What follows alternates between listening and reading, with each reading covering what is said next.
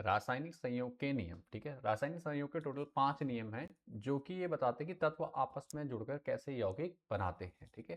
तो टोटल 5 नियम दिए हैं जो मूल नियम है, इन्हीं के बेस पे क्या करते हैं सारे यौगिक बनते हैं, तत्व मिलकर आपस में एक नए यौगिक का निर्माण करता है। मतलब जो रासायनिक अभिक्रियाएं आप देखते हैं उनके पैटर्न किस प्रकार से होते हैं, कैसे कोई नया तत्व बनता है, ये सब जानकारी हमें कहाँ से मिलती है, इन 5 नियमों से मिलती है, रासायनिक संयोग के नियम से, ठीक है। तो यहाँ पे मैं सारी चीज़ें आपको एक-एक करके डिटेल में बताऊँगा, सारी चीज़ें समझाऊँगा, तो आपने क्या करना है चैनल वीडियो को पूरा देखना है लास्ट तक, और लास्ट तक देखने तो आपको ये सारे 5 के 5 नियम अच्छे से समझ में आ जाएँगे, ये काम कैसे करते हैं और क्या हमें ज़रूरी चीज़ें हमें याद रखनी होती है, ठीक है? ताकि एग्ज़ाम में किसी प्रकार की आपको कोई प्रॉब्लम ना हो। तो चलो शुरू करते हैं। तो पहला जो नियम है देखो सबसे ईज़ी नियम है और ये बचपन से आप पढ़ते हुए आ रहे हैं, द्रव्यमान संरक्षण का नियम, ठीक है? इसको कई बार आप पढ़ते आ रहे हैं, 7th-8th से शुरू हो जाता है ये थोड़ा-थोड़ा करके, और बेसिक 1-2 लाइन आप इसके बारे में पढ़ रखी हैं, ठीक है? क्या होता है द्रव्यमान संरक्षण का नियम, जिसे कहते हैं law of conservation of mass, ठीक है? Law of conservation of mass कहा जाता है इसे। तो इसमें कहा क्या जाता है और दिया किसने था, सबसे पहले जान लेते हैं दिया किसने था, ठीक है। यहाँ नाम भी लिखा है मैंने, ध्यान देंगे, ठीक है। कब दिया गया है, दिया गया है 1789 में। कब दिया गया है, 1789 में दिया गया है, ठीक है। मिनट इसको तो चलो मैं ऐसे देख, ठीक है, ये 1789 में दिया गया है और दिया किसने है, एंटोने लोविशियर, ठीक है। लोविशियर भी कहा जाता है, लोविशियर भी कहा जाता है, ठीक है। आर वैसे साइलेंट होता है इसमें, लावुशिए लोविशिए कुछ भी अलग अलग कहते हैं, कुछ भी कह सकते हो आप, ठीक है। नाम क्या है, एंड अंतोन लावेशिए, ठीक है। लावेशिए के नाम से ज़्यादा फेमस है लॉ, ठीक है। कब दिया था, 1789 में, 1789, बहुत इजी है, 1789, ठीक है। 789 याद रखना, 789 789 789 करके, ठीक है, और आगे 1 लगा देना, ठीक है। 1789 इसकी, इसका कहते हैं सन याद हो गया होगा, ईयर याद हो गया, कब दिया गया था, 1789, ठीक है। 789 789, ठीक है। तो ये हो गया द्रव्यमान संरक्षण का। कहता क्या है ये नियम, इस नियम के अनुसार क्या है कि जब किसी भी रासायनिक अभिक्रिया में द्रव्य को ना तो बढ़ाया जा सकता है और ना ही नष्ट किया जा सकता है, ठीक है। ना तो कोई द्रव्य बनेगा, द्रव्य का मतलब पदार्थ, ठीक है, पदार्थ या यौगिक जो भी कह सकते हो, ठीक है। द्रव्य का मतलब क्या होता है, पदार्थ होता है। ये सारी चीजें मैं डिटेल में बताऊंगा आगे और वीडियोस में, ठीक है। तो अभी हमने क्या करना है, इस नियम में क्या कहता है, रासायनिक अभिक्रिया में क्या होता है, किसी रासायनिक अभिक्रिया में द्रव्य ना तो बनाया जा सकता है और ना ही इसे क्या किया जा सकता है, नष्ट किया जा सकता है। जैसे मान लीजिए, ठीक है, मैं स्क्रीन पे ले चलता हूँ आपको ताकि समझ में आ जाए आपको, ठीक है। मैं स्क्रीन चेंज करके आपको दिखा देता हूँ। तो यहाँ पे आ गए हम, देखो अब क्या करना है, सिंपल। जैसे मान लीजिए हमने कहा द्रव्यमान संरक्षण का नियम, ठीक है, द्रव्यमान संरक्षण का नियम,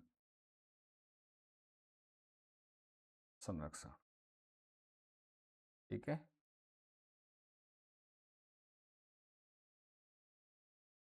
क्या होता है द्रव्यमान संरक्षण का नियम, तो सबसे पहली बार मैंने कहा कि भैया, मैंने कहा जब अभिक्रिया में भाग लेने वाले तत्व,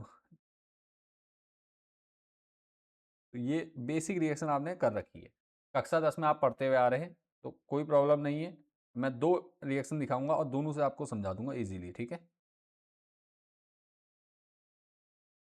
यही बनता था, इतना आपको पता है, यहाँ तक आपने सीख रखा बहुत अच्छे से, कोई डाउट या परेशानी यहाँ तक नहीं थी आपको, ठीक है। ये आपने सीख लिया है क्लास 10th में कि भैया जब H2 और O2 मिलता है तो H2O बनता है, यहाँ तक क्लियर है। अब एक चीज का आपने यहाँ पे ध्यान देना है, सबसे पहली बात, जब क्या कहते हैं, जब हाइड्रोजन और ऑक्सीजन मिलते हैं तो बनता तो जल है, ठीक है। लेकिन यहाँ पे ध्यान देने वाली बात है, हाइड्रोजन के 2 अणु मिले, ऑक्सीजन के 2 अणु मिले, टोटल कितने हो गए, 4 अणु होते हैं। यहाँ पे जल का केवल 1 अणु बन रहा है, मतलब दोनों के 2 अणु मिलकर क्या कर रहे हैं, जल का 1 अणु बन रहा है। यहाँ पे क्या हो रहा है, ऑक्सीजन हाइड्रोजन के 2 ठीक है बैलेंस हो रहे थे, लेकिन ऑक्सीजन के यहाँ पे क्या हो रहा है, 1 ही आ रहा है। तो ये इस एक को हम बैलेंस करते हैं, जिसे संतुलित रासायनिक समीकरण करते थे, ठीक है। तो संतुलित रासायनिक समीकरण जितनी भी आपने हाई स्कूल में सीखी हैं वो इसी नियम पे आधारित होती थी, द्रव्यमान संरक्षण का नियम, ठीक है। तो मतलब कि यहाँ पे देखो तत्व तो लग रहे हैं, ये जोड़ रहे हैं, देखो 2 हाइड्रोजन के परमाणु जोड़ रहे हैं, 2 ऑक्सीजन के परमाणु जोड़ रहे हैं, और जो अगला जो जल बन रहा है इसमें 2 हाइड्रोजन परमाणु तो हैं लेकिन ऑक्सीजन का 1 है, तो 1 गायब कहाँ हो गया, इसका मतलब 1 गायब होना चाहिए, लेकिन ऐसा नहीं होता है। और इसी चीज को दिखाने के लिए हम क्या करते हैं, रासायनिक समीकरणों को संतुलित करते हैं। तो समझ में आ गया होगा। तो सिंपल हम क्या करते हैं, यहाँ पे जब रासायनिक समीकरणों को संतुलित करना होता है तो हम क्या करेंगे, सिंपल, हाइड्रोजन के 2 ओके थे, ऑक्सीजन के 2 थे, यहाँ हाइड्रोजन के कितने हैं, यहाँ पर 1 है, तो हम सिंपल क्या करते थे, आगे 2 लिखते थे। तो यहाँ से ऑक्सीजन के 2 हो गए, अब हाइड्रोजन के 4 हो गए, तो हाइड्रोजन के भी हम क्या करते थे, हाइड्रोजन के 4 करते। अब देखिए यहाँ से हाइड्रोजन के 4 हो गए, हाइड्रोजन के 4 हो गए, देखो ये हाइड्रोजन के 4 हो चुके हैं, क्योंकि इनकी गुणा होती है आपस में, 2 × 2 4 हो गए। यहाँ पे भी 2 गुणा 2 4 हो गए, ठीक है। हाइड्रोजन के 4 ऑक्सीजन के 2 थे, ऑक्सीजन के इसके साथ 2 की गुणा हुई तो ऑक्सीजन के यहाँ भी 2 हो गए और यहाँ भी 2 हो गए। इसका मतलब क्या, ये केमिकल रिएक्शन क्या होगी, बैलेंस हो गई, संतुलित हो गई। ये चीज़ हमने किया, तो यही नियम क्या बताता है, यही नियम कहता है कि भैया किसी भी द्रव्य को ना तो उत्पन्न किया जा सकता है, बनाया जा सकता है, ना ही नष्ट किया जा सकता है, खत्म किया जा सकता है। अर्थात अभिक्रिया से पहले जो द्रव्यमान था तत्वों का, वही अभिक्रिया के बाद प्राप्त पदार्थ के द्रव्यमान बराबर होंगे आपस में, ठीक है। इसी को क्या कहते हैं, द्रव्यमान संरक्षण का नियम कहते हैं। क्लियर हो गया होगा। इसी प्रकार एक और उदाहरण मैंने लिया था, इसको भी मैं ले लेता हूँ सामने।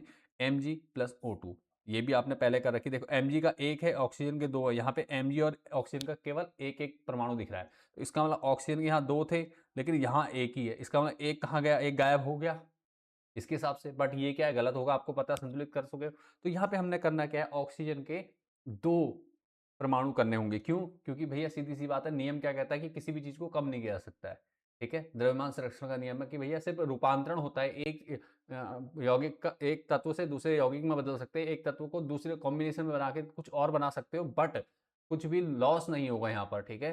तो इसका मतलब क्या होगा, यहाँ पे ऑक्सीजन के 2 थे तो यहाँ पे ऑक्सीजन के 2 करने होंगे हमें। तो ऑक्सीजन के 2 करने के लिए हम यहाँ पे लगाएंगे 2, ठीक है। अब जैसे हमने 2 लगाया तो ऑक्सीजन के 2 बैलेंस हो गए, ठीक है। ऑक्सीजन के 2 और ऑक्सीजन के 2, क्योंकि जो संख्या हम आगे लिखते थे तो उसी से गुणा होती थी। इतना हमें क्लियर है, हम पहले सीख चुके हैं स्कूल में।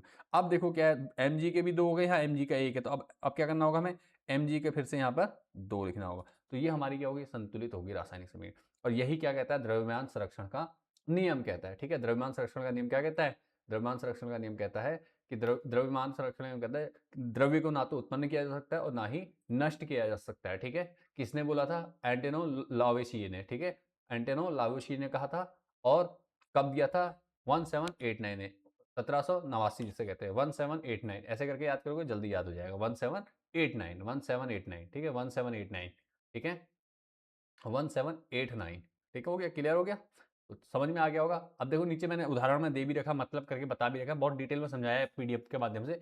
एक रासायनिक अभिक्रिया को देखो, अभिक्रिया में अभिकारकों, ठीक है, का कुल द्रव्यमान उत्पादों के कुल द्रव्यमान के बराबर होता है। अभी बताया था मैंने कि भैया जो आपके अभिकारक है, अभिकारक क्या होता है, बाईं तरफ जो अभिक्रिया में भाग लेते हैं, ठीक है, जो क्या करते हैं, अभिक्रिया में भाग लेते हैं, ये क्या है, अभिकारक है। ये क्या है, अभिकारक, ये अभिकारक है और अभिकारक हैं। तो इनका कुल द्रव्यमान, उत्पादों के कुल द्रव्यमान, राइट साइड में जो बन के निकलता है प्रोडक्ट, जिसे कहते हैं उत्पाद कहते हैं, तो अभिकारकों का कुल द्रव्यमान उत्पादों के कुल द्रव्यमान के बराबर होना चाहिए। ये किसका नियम है, द्रव्यमान संरक्षण का नियम है। तो उम्मीद करता हूँ ये क्वेश्चन अच्छे से समझ में आ गया होगा। ये टॉपिक, कोई डाउट या परेशानी हो कमेंट जरूर कीजिएगा, ठीक है। आगे बढ़ता हूँ नेक्स्ट क्वेश्चन में, आगे बढ़ते हैं और आगे बढ़ते हैं अगले टॉपिक की ओर, ठीक है। इसके बाद अगला नियम है स्थिर अनुपात का नियम। स्थिर अनुपात का नियम क्या होता है, स्थिर अनुपात का नियम क्या कहता है भैया, सीधी सी बात है, स्थिर और अनुपात, स्थिर का मतलब होता है जो कि डेफिनेट रहेगा, बदलेगा नहीं, ठीक है। अनुपात का नियम, ठीक है। अब इसका मतलब सीधे से क्या कह रहा है, ये दिया था जोसेफ प्राउस्ट में, या इसे जे प्राउस्ट के नाम से भी जाना जाता है, ठीक है, वैज्ञानिक को जोसेफ प्राउस्ट ने दिया था। और ये क्या कह रहा है, इसका मतलब सीधी सी बात है। अब जैसे नॉर्मल उदाहरण से समझते हैं, यहाँ पे मैंने उदाहरण लिया है जल का, पानी का। पानी देखो, नदी से ले आओ, आपके घर के नल का हो, नाले का हो किसी, या लैब में हम बनाएं, ठीक है, कहीं भी बनाएं, तो उसमें जो हाइड्रोजन और ऑक्सीजन के अणु मिले होंगे, ठीक है, हाइड्रोजन और ऑक्सीजन के अणु मिलेंगे, वो किस उसमें होंगे, वो होंगे आपके H2O की फॉर्म में। मतलब H2O होगा, हाइड्रोजन का एक अणु, हाइड्रोजन के दो अणु, सॉरी, हाइड्रोजन के दो अणु और ऑक्सीजन का एक अणु मिलकर क्या करेंगे, ये बनाएंगे, ठीक है। इसको मैं साइड कर देता हूँ, इसकी जरूरत नहीं है, ठीक है।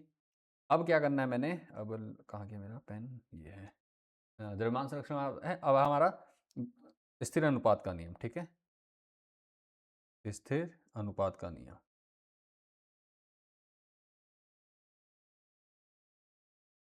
कमेंट जरूर कीजिएगा, कोई डाउट परेशानी लगे जरूर कमेंट कीजिएगा, और समझ में आ गया तो कमेंट कीजिएगा, आई अंडरस्टैंड करके, ठीक है। और जितनी जल्दी आ जाए, एक बार प्रैक्टिस जरूर करनी है आपने। इन एग्जांपल्स के साथ मैं बता के आ रहा हूँ, साथ में मेरे साथ कॉपी लेके बैठ सकते हैं और अच्छे से तैयारी कर लें आप। एक बार में आपके सारे क्लियर करा दूंगा, इससे ज़्यादा आपको कहीं कुछ देखने की जरूरत नहीं पड़ेगी। एक एक नियम यहाँ पे डिटेल में समझाऊंगा। स्थिर अनुपात का नियम क्या होता है, स्थिर अनुपात का नियम मैंने क्या कहा, हाइड्रोजन और ऑक्सीजन कहीं से भी, मतलब पानी कहीं से भी उठा लो, H2O होता है जल, ठीक है, H2O, ठीक है, H2O, सॉरी, इसको ऐसे लिख देंगे, समझाते हुए लिखता हूँ मैं, चलो। देखो मैंने लिखा H2O।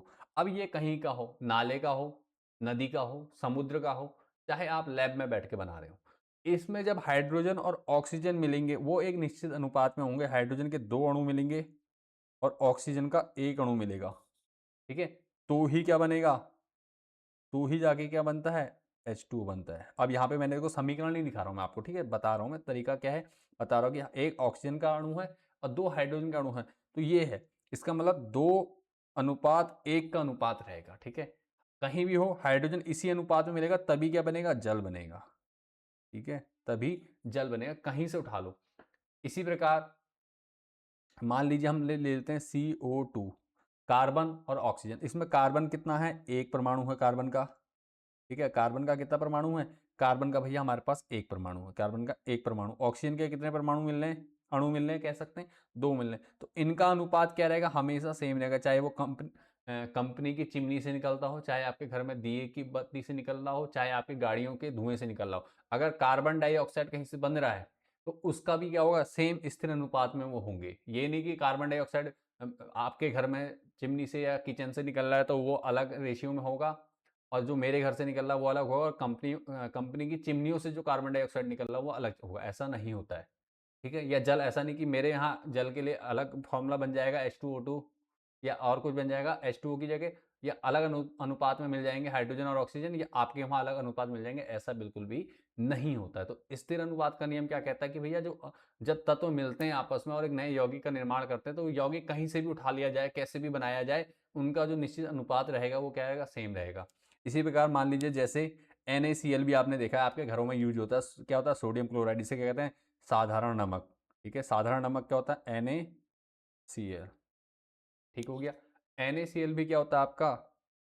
यूज होता है। तो अब NaCl चाहे आप समुद्र से बनवाएं, क्योंकि समुद्र में क्या होता है? सबसे पहले हमने समुद्र से ही खारा पानी होता है, खारे पानी को क्या सुखा करके नमक बनाया जाता है। आपको पता है, सत्याग्रह आंदोलन आपने सुना है, दांडी यात्रा के बारे में, ठीक है? दांडी यात्रा के बारे में आपने जाना है। तो NaCl आप चाहे समुद्र का जल से बना लें, चाहे आप लैब में बना लें, इनका जो कॉम्बिनेशन होगा किनका? सोडियम और क्लोरीन का, ये एक निश्चित अनुपात में होगा। सोडियम का 1 अणु, ठीक है? सोडियम का 1 अणु और क्लोरीन का 1 अणु मिलके क्या बनाएंगे? 1 अणु किसका बनाएंगे? सोडियम क्लोराइड का बनाएंगे। इसी प्रकार मैंने यहाँ पे बताया हाइड्रोजन के 2 अणु और ऑक्सीजन का 1 अणु मिलकर क्या बनाते हैं? एक H2O बनाते हैं, ठीक है? यहाँ तक समझ में आ रहा हो? इसी प्रकार कार्बन डाइऑक्साइड CO2 में भी क्या होता है? कार्बन का 1 परमाणु और ऑक्सीजन का 1 परमाणु। परमाणु कह दो, अणु कह दो, कोई फर्क नहीं पड़ता है, ठीक है? वैसे एक एक कार्बन परमाणु बोल रहा हूँ तो कार्बन का परमाणु होगा, ऑक्सीजन का परमाणु होगा, ठीक है? अगर यौगिक की बात करें, यौगिक जब हम बात कर रहे हैं तब अणु कहते हैं उसे, ठीक हो गया?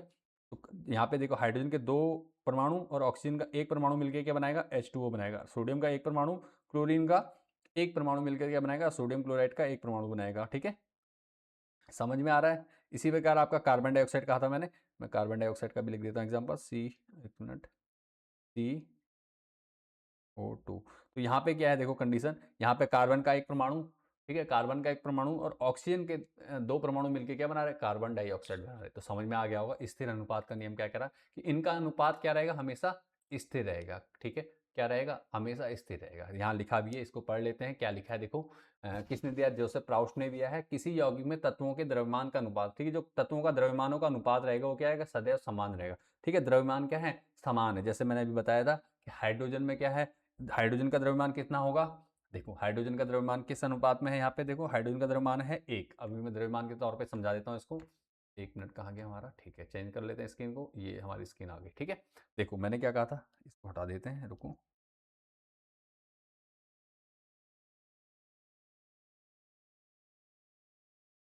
देखो मैंने क्या था, हाइड्रोजन, ठीक है? तो सबसे पहले देखो समझते क्या है, H2O।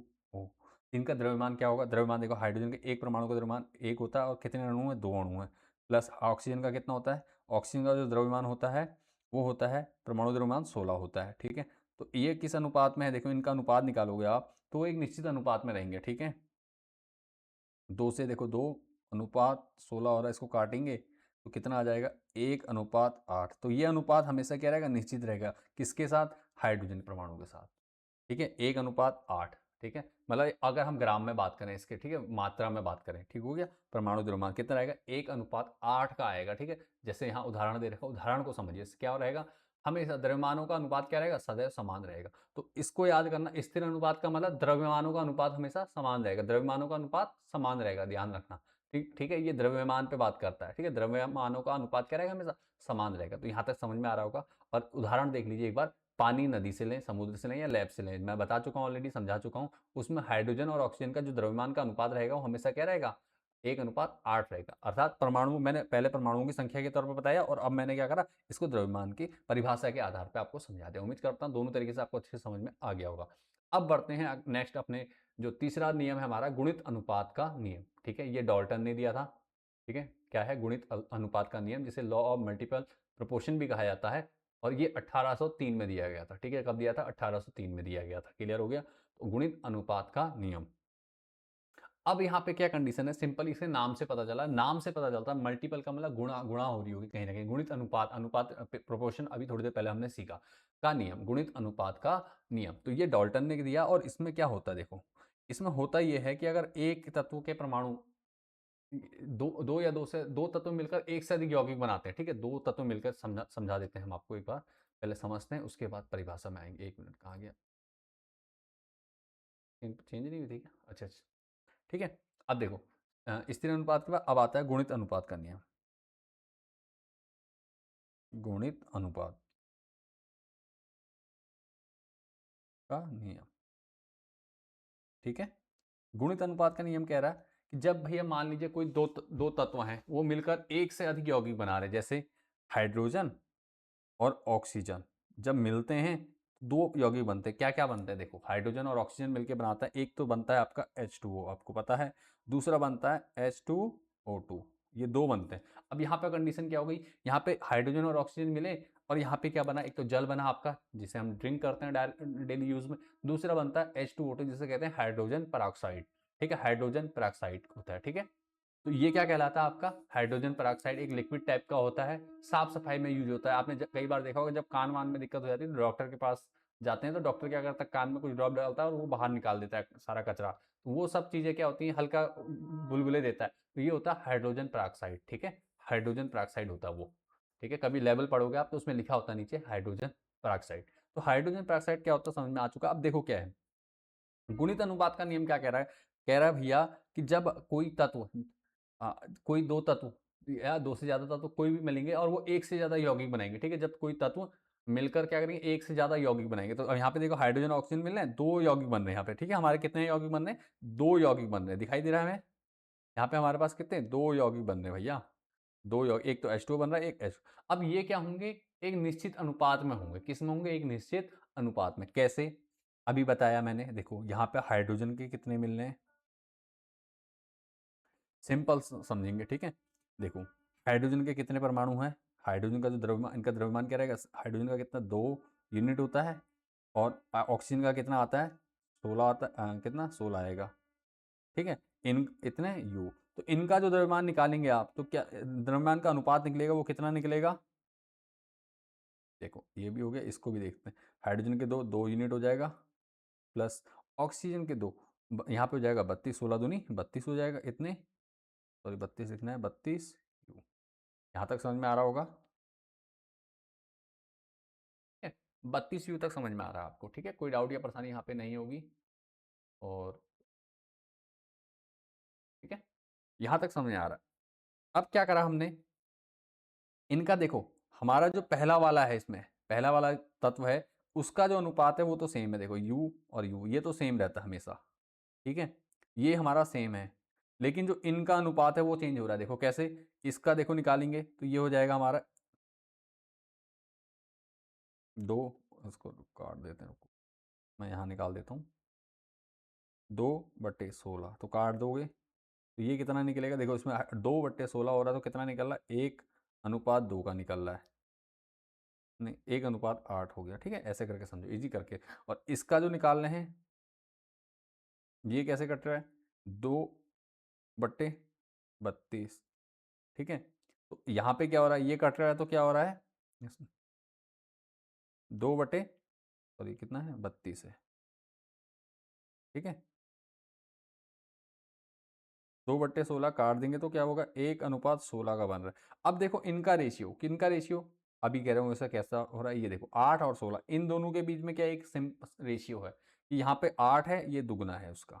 ठीक है, 1:2 का अनुपात है आपस में, ठीक है इनका। ये क्या कहलाता है? गुणित अनुपात का नियम। पहले अब मैं परिभाषा में ले चल रहा हूँ, फिर और डिटेल में आपको समझाऊंगा, ठीक है, ताकि आपको कोई प्रॉब्लम ना हो यहाँ पे, ठीक है।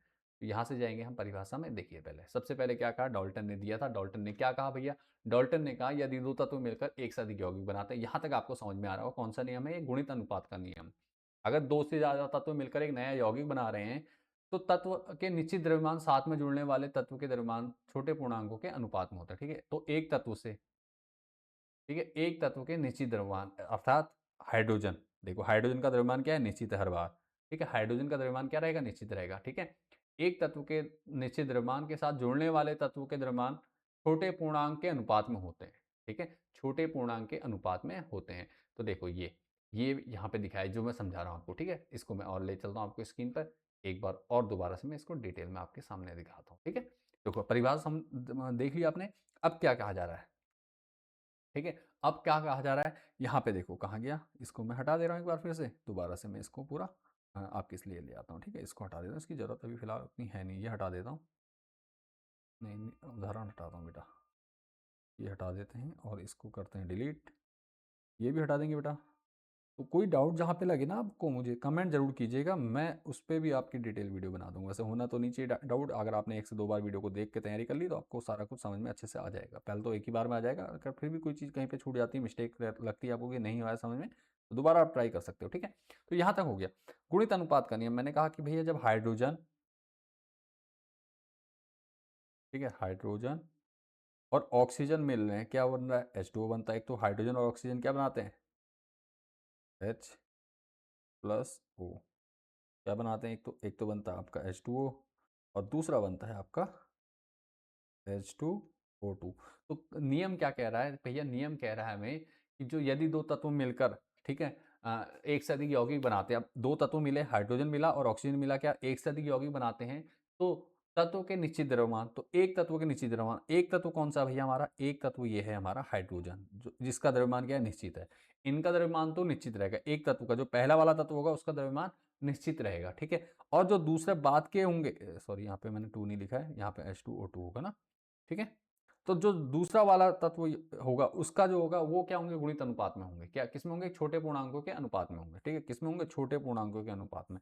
तो यहाँ पे सीधी सी बात है, आप यहाँ पे कैसे निकालोगे इसको? अगर हम डायरेक्ट भी निकालते हैं तो H2 का कितना हो रहा है? एक हाइड्रोजन के 2 परमाणु तो सेम रहेंगे, 2:1, और यहाँ पे भी 2:2 का हो रहा है, ठीक है। तो ये किस रेशियो में आ रहा है? इनका रेशियो, ऑक्सीजन का रेशियो क्या आ रहा है? ओ और O2 का रेशियो कितना आ रहा है? ये आ रहा है हमारा 1:2 का अनुपात आ रहा है, ठीक है। 1:2 का अनुपात आ रहा है। क्लियर हो रहा है? यहाँ तक समझ में आ रहा होगा, कोई डाउट नहीं होगा। या इसको हम अगर द्रव्यमान की बात करें तो इनका द्रव्यमान क्या होगा? द्रव्यमान की बात कर रहा है क्योंकि निश्चित द्रव्यमान की बात हो रही, तो द्रव्यमान में लेंगे। तो द्रव्यमान कैसे निकलता है? यहाँ पे देखो H2 का द्रव्यमान निकालेंगे हम। H2O का द्रव्यमान क्या होता है? 2 यूनिट हो जाएगा। कैसे होगा? हाइड्रोजन का 1 यूनिट होता है, गुणा ऑक्सीजन का कितना होता है? सॉरी, ऑक्सीजन का कितना होता है? 16 होता है, ठीक है। तो इनका जो रेशियो आएगा वो कितना आएगा? 1:2 कह दो, या इसको सिंपल ऐसे रखते हैं, ज़्यादा वो नहीं करते, ठीक है। और इसका निकालते हैं H2O का। H2O का कितना होगा भैया? H2O2 का, हाइड्रोजन पेरोक्साइड का। देखो हाइड्रोजन पेरोक्साइड, ठीक है, हाइड्रोजन का कितना हुआ? 2:16 में। ये हो जाएगा हमारा किसमें? 2 कितना? 32, क्योंकि 16 × 2 हो जाएगा, ठीक है। ऑक्सीजन का कितना होता है? मैं यहाँ लिख देता हूँ। हाइड्रोजन का परमाणु द्रव्यमान कितना है? हाइड्रोजन का होता है हमारे पास 1 यूनिट और ऑक्सीजन का होता है, ताकि जिन बच्चों को नहीं याद है वो यहाँ से नोट कर लेंगे, ठीक है, 16 यूनिट, ठीक है। ये सब, इसकी भी मैं टेबल आपको दे दूंगा, हमारी वेबसाइट में जा सकते हैं, जिसका लिंक आपको हमारे चैनल के अबाउट में जाकर के मिल जाएगा, वहाँ से आप क्या कर सकते हैं, उस वेबसाइट पर जाकर के प्रवीण जोशी क्लासेस नाम से मिल जाएगी, वहाँ पर जाकर के आप इजीली डाउनलोड कर सकते हैं। या आप हमारे टेलीग्राम चैनल से जुड़ जाइए, वहाँ पे हम कम्युनिटी में आपको डिटेल चैनल पे हम सब डिटेल्स भेजते हैं आपको, सारी पीडीएफ आपको वहाँ पे फ्री ऑफ कॉस्ट डाउनलोड करके आप अपनी तैयारी जरूर कर सकते हो, तो उससे जरूर जुड़ जाइए। इसके बाद देखो आगे बढ़ता हूँ मैं। हाइड्रोजन का 1 यूनिट है, ऑक्सीजन के 16 यूनिट है, ठीक है। हाइड्रोजन का 1 यूनिट और 16 यू होता है, ठीक है। तो 16 ग्राम होता है, तो हाइड्रोजन का 1 ग्राम कह देंगे तो ऑक्सीजन 16 ग्राम मिलेगी। इसका सीधा सा मतलब क्या होता है? अगर 1 ग्राम हाइड्रोजन मिलेगी, ठीक है, 1 ग्राम मैंने कहा हाइड्रोजन, 1 ग्राम, ठीक है, 1 ग्राम हाइड्रोजन और ऑक्सीजन हमारी कितनी? 16 ग्राम। ऑक्सीजन हमारी कितनी? 16 ग्राम, 1 ग्राम और 16 ग्राम। तो ये क्या बनाएंगे मिलकर? या तो ये बनाएंगे क्या, इस कंडीशन में मिलेंगे तो क्या होगा? 16 ग्राम मिलेगा तो H2O बनेगा, कितना? 1, ठीक है। ये बनेगा H2O। ठीक है, क्लियर हो रहा है? H2 यहाँ पे अब 1 ग्राम तो नहीं होगा, यहाँ पे 2 ग्राम लेना पड़ेगा, क्योंकि हाइड्रोजन कभी भी एक सिंगल में नहीं जाता, 2 ग्राम होता है। 2 ग्राम हाइड्रोजन और 16 ग्राम ऑक्सीजन मिलकर करेंगे, एक जल का अणु बनाएंगे जिसका टोटल द्रव्यमान कितना होगा, दोनों का योग के बराबर होगा। इसका मतलब 16 और 2 18 ग्राम होगा। ठीक है, ये हमें समझ में आता है इतना। ठीक है, यहाँ तक हमें समझ में आता है, कोई डाउट या परेशानी यहाँ तक नहीं होगी। ठीक है, अब दूसरा जो बनेगा हमारा, वो क्या बनेगा हमारा, H2O2 बनेगा। तो H2 जिसे कहते हैं, यहाँ पे H2 लिख देता हूँ, यहाँ पे भी O2 लिख देता हूँ। ठीक है, अब क्या होगा यहाँ पे हमने कहा भैया H2 और यहाँ पे हमने कहा O2, क्या बनाया हमारा H2O2। ठीक है, यहाँ तक समझ में आ रहा है, हमें कोई डाउट नहीं है। अब H2O2 बन के हाइड्रोजन के कितने, वही 2 ग्राम, हाइड्रोजन के कितने 2 ग्राम। ठीक है, हाइड्रोजन के 2 ग्राम, और ऑक्सीजन के कितने भैया, ऑक्सीजन के हमारे पास कितने हैं, 16 गुणा 2, तो इसका मतलब 32 ग्राम, ये 32 ग्राम मिलेगा। ठीक है, तो सॉरी क्या हो रहा है, 32 ग्राम बराबर कितना बन रहा है, अरे यार दूसरा, एक मिनट, मेरे फॉर्मूला शायद दिक्कत ले रहा है, तो इसको मैं बंद कर देता हूँ। ठीक है, अब देखो 2 ग्राम और यहाँ पे आ जाएगा हमारा कितना, 32 ग्राम, क्या बन रहा है टोटल। अब देखो 32 ग्राम मिलेगा, तो यहाँ कितना बनेगा, देखो हाइड्रोजन तो कितना है, 2 ही ग्राम है, ये रेशियो क्या है, 2 ग्राम का है बेटा। ठीक है, 2 ग्राम, और ऑक्सीजन के कितने हो गए, 2, तो इसका मतलब 32, तो इनका जो रेशियो निकलेगा वो क्या निकलेगा, देखो अब यहाँ पे भी फिर से लिख दो, 2:16। अब देखो ऑक्सीजन का रेशियो चेंज हो रहा है, हाइड्रोजन का रेशियो तो सेम है, 2:2 ही है।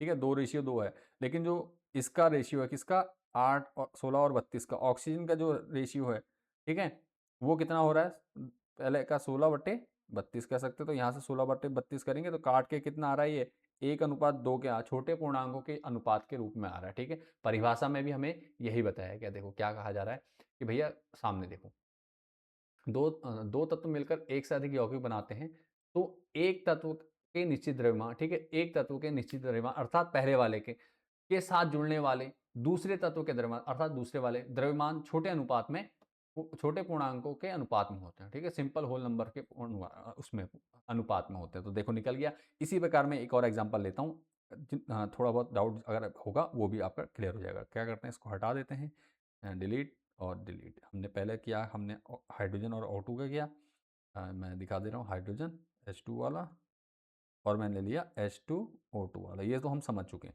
अब हम देखते हैं एक और, कार्बन और ऑक्सीजन मिलकर भी क्या बनाते हैं, कार्बन और ऑक्सीजन मिलकर भैया बनाते हैं कार्बन डाइऑक्साइड। एक तो कार्बन डाइऑक्साइड होती है, एक होती है कार्बन मोनोऑक्साइड। कार्बन मोनोऑक्साइड को मैं पहले ऊपर लिखूंगा और नीचे CO2 लिख दूंगा। ठीक है, अब देखो यहाँ पे भी देखो कार्बन का, देखो सिंपल और समझो, इसको मैं बहुत ईजी कर देता हूँ अभी। और कहाँ गया हमारा पेन, ये है। देखो कार्बन का एक, कार्बन का एक, ये तो क्लियर हो गया, पहला वाला निश्चित होगा, हमें पता है। ठीक है, एक तत्व का द्रव्यमान क्या होगा, निश्चित होगा हमेशा। ठीक है, ज्यादातर पहले वाला को पकड़ लो, पहला वाला क्या रहेगा, निश्चित रहेगा। और दूसरे वाले में क्या होगा, एक निश्चित अनुपात होगा। कैसे, यहाँ पे ऑक्सीजन का एक है, ऑक्सीजन के दो है, तो अनुपात आ रहा है 1:2 का। ठीक है, ऐसे ही यहाँ पे हुआ था किसमें, हाइड्रोजन वाले में, H2O और H2O2। तो सिंपल समझते हैं भैया, सिंपल करो, जितनी चीज़ें सिंपल होगी बेटा आपके लिए समझनी, जितना आप तोड़ सकते हो ये तोड़ दो। ये हमारा निश्चित है, एक अनुपात कह देंगे इसको। और ऑक्सीजन, सॉरी, H2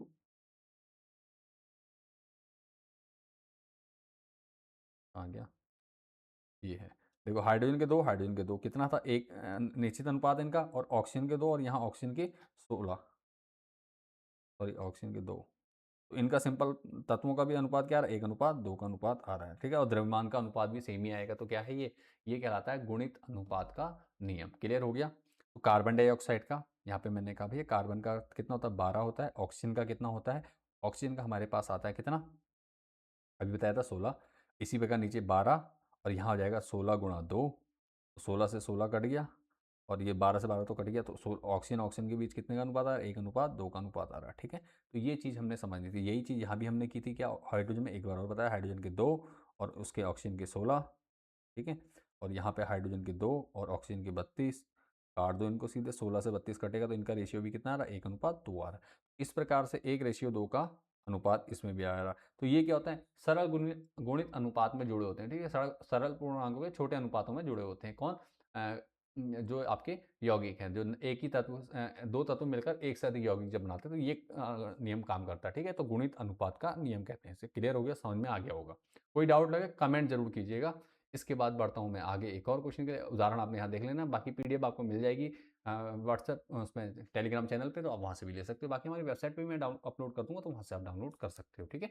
गैल-यूसेक का गैसीय आयतनों का नियम, ठीक है? गैल-यूसेक का नियम जो गैसीय आयतन, ये गैसों के लिए काम करता है। ये नियम सिर्फ किसके लिए? गैसों के लिए काम करता है। किसके लिए काम करता है? गैसों के लिए। किसने दिया था? गैल-यूसेक ने दिया था। कब दिया था? 1808 में दिया था। नाम और सन जरूर याद रखने हैं आपने हर चीज के, हर नियम के, क्योंकि 1 से 2 नंबर में एमसीक्यू क्वेश्चन में आपका आ सकता है, या 1 नंबर में निश्चित उत्तरीय प्रश्न में ये पूछ लेता है कि गैल-यूसेक का गैसीय आयतन का नियम किसने दिया था या कब दिया गया था, ठीक है? तो ये इस प्रकार से पूछ देगा।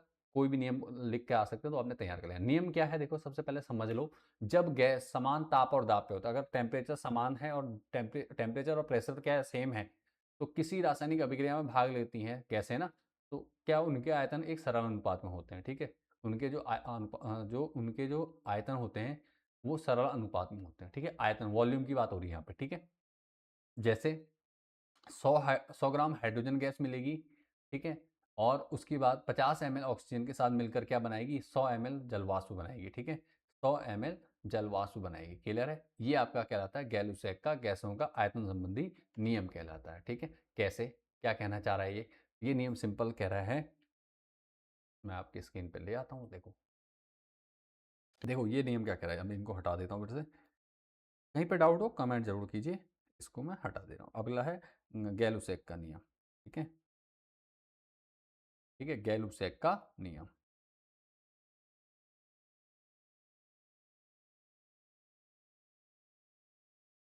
गैलूसैक का नियम क्या होता है देखो।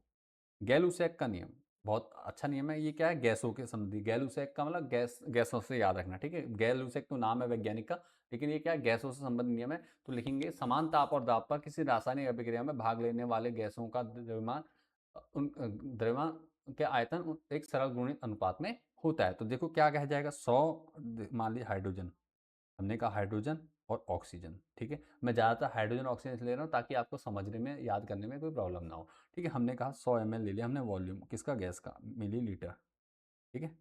ml, ठीक है?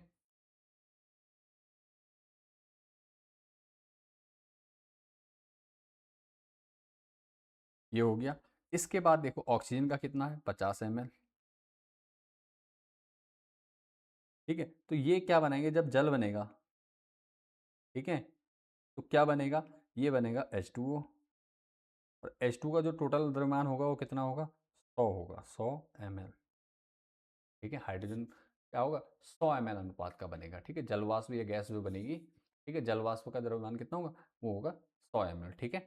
कैसे? ये गुणित अनुपात का नियम क्या था? तो इनका जो नियम बनता है वो क्या कहलाता है? गैलुसैक का नियम कहलाता है, निश्चित अनुपात में होता है, ठीक है? क्या कह रहा है? जब गैस समान ताप और दाब पर किसी रासायनिक अभिक्रिया में भाग लेती है, तो उनके आयतन एक सरल अनुपात में होते हैं, ठीक है?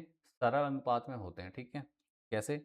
इसको अगर हम करें 2 से 2, 1 और 2, ये सरल अनुपात में निकल रहे हैं, ठीक है? ये नहीं कि यहाँ पे 110, 105, 120 ऐसा आ जाएगा, ठीक है? ये क्या है? सरल अनुपात में 2 अनुपात 1 अनुपात 2, ठीक है? ये इस रेस में है, क्योंकि इनका रेशियो निकालो तो क्या हो जाएगा? ये हो जाएगा आपका 100/50, मतलब 2:1, 2:1 हो जाएगा। और यहाँ पे क्या है? 100 ml आया तो 2 रेशियो आ गया, ठीक है? यही क्या कहलाता है? आपका गैलुसेक का नियम कहलाता है। तो इसका मतलब परिभाषा क्या है, दोबारा से मैं बता दे रहा हूँ। जब क्या होता है? गैसें समान दाब और ताप पर किसी रासायनिक अभिक्रिया में भाग लेती हैं, तो उनके आयतन क्या होंगे?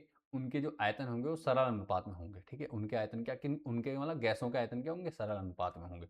जब गैसें समान ताप और दाब पर किसी रासायनिक अभिक्रिया में भाग लेती हैं, तो उनके आयतन क्या होते हैं बेटा? एक सरल अनुपात में होते हैं। जैसे अभी मैंने बताया 100 ग्राम हाइड्रोजन अगर मिलेगी और किसके साथ? 50 ग्राम ऑक्सीजन के साथ, क्योंकि हम जानते हैं हाइड्रोजन क्या होता है? दो दो रेशियो में होता है, और ऑक्सीजन किस में मिलती है? एक अणु मिलता है ऑक्सीजन का, ठीक है? तो 100 ग्राम हाइड्रोजन मिलेगी, तो 50 मिलीलीटर, सॉरी मिलीलीटर कह रहा हूँ, ग्राम भी कह सकते हैं, मिलीलीटर भी कह सकते हैं। अब आयतन की बात हो रही है तो यहाँ पे मिलीलीटर में लेना पड़ेगा, ठीक है? 100 millilitre hydrogen gas 50 millilitre oxygen gas के साथ मिलकर क्या बनाएगी, 100 ग्राम जल वाष्प बनाएगी, ठीक है। ये सारे गैसों के लिए है, ये नियम सिर्फ किसके लिए, गैसों के लिए। तो ध्यान देना यहाँ पे मिलीलीटर यूनिट लेंगे, और दूसरा गैसों की बात हो रही तो गैस में ही लेंगे, तो जल प्राप्त होगा वो क्या होगा, जल वाष्प प्राप्त होगा, ठीक है। तो ये आपका क्या है, गैलुसेक का नियम कहता है, ठीक है।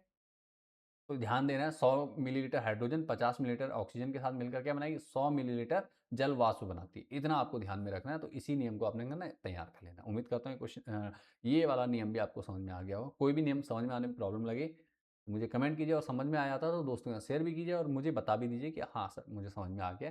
एक अपना फीडबैक दे दीजिए मुझे, ताकि मुझे पता चल सके मेरे बच्चों को कितना समझ में आ रहा है, और मुझे और किस प्रकार से आगे कंटिन्यू करना है, ठीक है। अगला क्वेश्चन नंबर 5 है अवोगाद्रो का नियम, ठीक है। अवोगाद्रो का नियम क्या होता है, अवोगाद्रो ने एक नियम दिया है, ठीक है।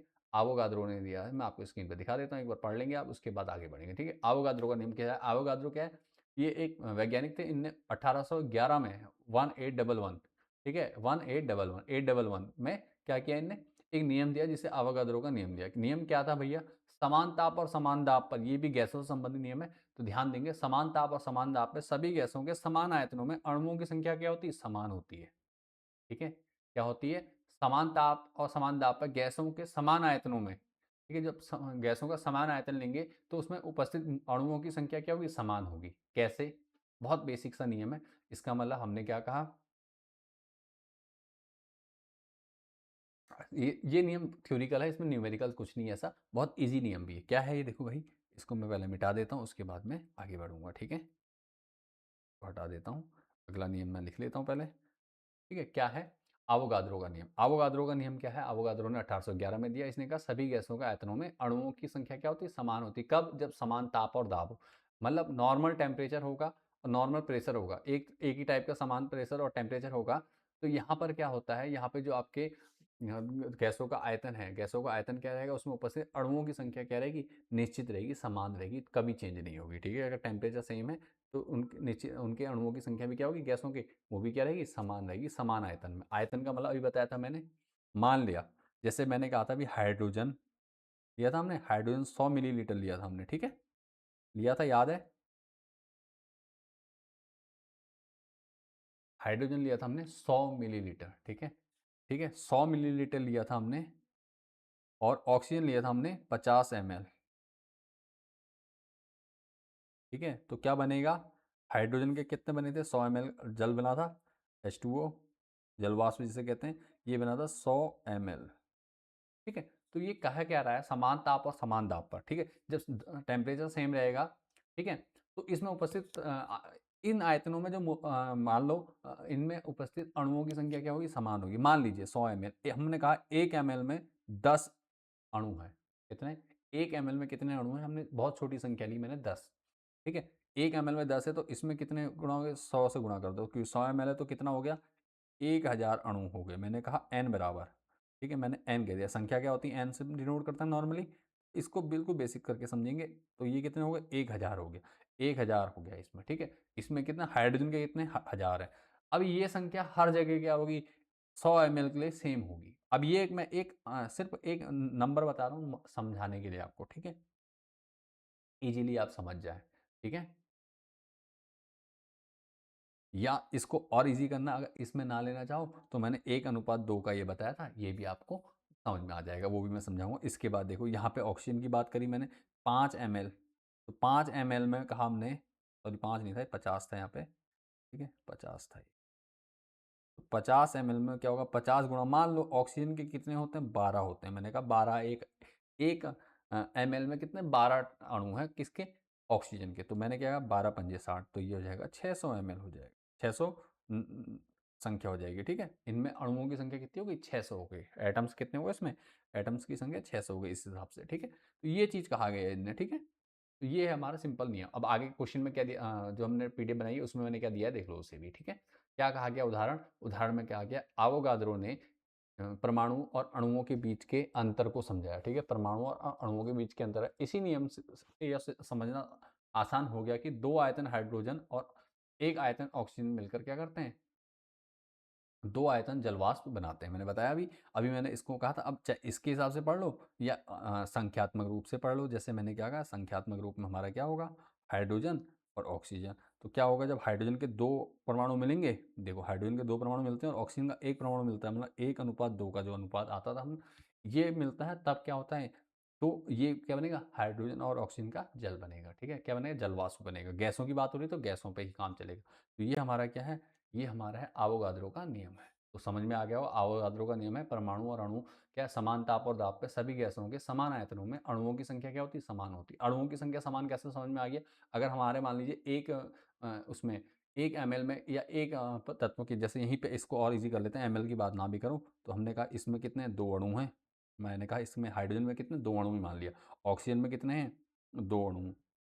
लेकिन ऑक्सीजन में कितने होंगे, यहाँ पे ऑक्सीजन तो उस हिसाब से होगा, लेकिन यहाँ पे जो मिलेगा तो 2:1 का अनुपात मिलेगा। 2 अणु हाइड्रोजन के और 1 अणु ऑक्सीजन का मिलता है, ठीक है ना? जब हम संतुलित करते हैं तो संतुलित करने में ये बैलेंस होता है, ये जो प्रॉब्लम है ये सॉल्व हो जाएगी। कैसे, ऑक्सीजन के 2 कर दो और यहाँ हाइड्रोजन के 2 कर दो। इसका मतलब ये कितना हो गया, ऑक्सीजन के हाइड्रोजन के 4 और ऑक्सीजन के 2, कितने का बनेगा, हाइड्रोजन के 4 और ऑक्सीजन के 2, ठीक है? तो इनका जो रेशियो आएगा वो भी क्या आएगा, सेम आएगा। 2 से काट दोगे तो 2:1 का आ रहा है, यहाँ पे भी 2:1 का आ रहा है, ठीक है? तो ये क्या है, ये है आपका, एक मिनट, देखो ये, सॉरी, ठीक है? देखो ये 2:1 का कैसे, हाइड्रोजन के कितने हैं यहाँ पे, 2 दूनी 4 और ये कितना, ऑक्सीजन के कितने 2, काटोगे दोनों को आपस में तो क्या आएगा, 2:1 का, 2/2:1 में कटेगा, ठीक है? यहाँ भी 2:1, यहाँ भी 2:1, तो ये कहलाता है आपका कौन सा, अवोगाद्रो का नियम। तो उम्मीद करता हूँ आपको पाँचों नियम अच्छे से समझ में आ गए हो। कोई डाउट हो या कोई प्रॉब्लम हो तो आप मुझे कमेंट कीजिए ज़रूर, और मिलते हैं नेक्स्ट वीडियो में। Thanks for watching this video. अगर आप पहली बार चैनल पर आए हैं, चैनल को सब्सक्राइब जरूर कर लीजिए, ताकि ऐसे और वीडियो मिलते रहें और डेली हमारी क्या क्लासेस चलती रहें। अगर आप लाइव क्लास में जुड़ना चाहते हैं तो लाइव क्लास डेली शाम को होती है, तो आप लाइव क्लास के लिए मुझे कमेंट भी कर सकते हैं। जल्दी से आप उस लाइव क्लास में जुड़ जाइए। नेक्स्ट डे की हम लाइव क्लास डेली बता देते हैं। क्लास 9, 10th, 11th, 12th की हम लाइव क्लास चालू कर दिए, तो जल्दी से जुड़ जाइए। मिलते हैं नेक्स्ट वीडियो में। Thanks for watching this video.